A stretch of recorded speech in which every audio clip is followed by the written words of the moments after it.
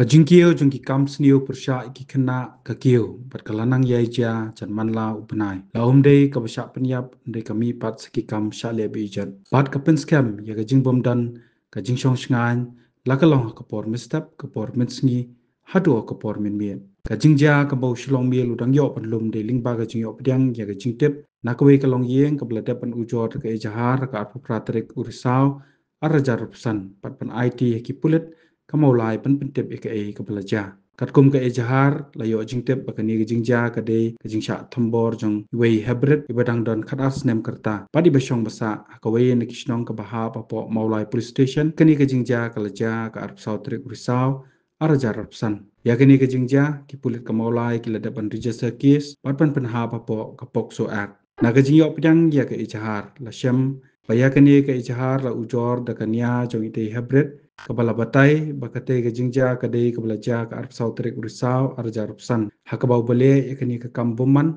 ulatan yaini hybrid ke yeng sa jong u kuma kapor subji steng na paisingi jong ke arp sautrik urisau arja rupsan batlaong ke jingtip ke bakiyo kadai hadu ke arp sautrik urisau arja rupsan indai te hybrid ilapla yakai ke belajar habawat pat layau te ubrio la kemni em de kipulet Katelong kubor kabayo pedang na kipulit kay itho panaka jingdon kakerteng jong ubrio ubale hake ejahar kipulit kilala pan kemno bat ubalale kakam ude ukna samla bedang arpu arsnem kerta ubadehi nakajuhi kasnong.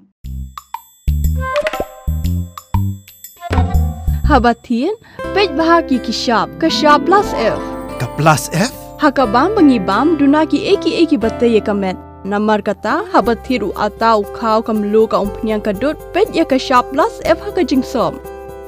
Yaki nutrient kumki vitamin bat ka ayan la icon diat bat ka bathau bha kam kata ai ka dur jingki mar bam ka jing mat lani ka rukom shed yaki. Balehi panai kita. Ka don ka we ka jing mentoy ba kongsan.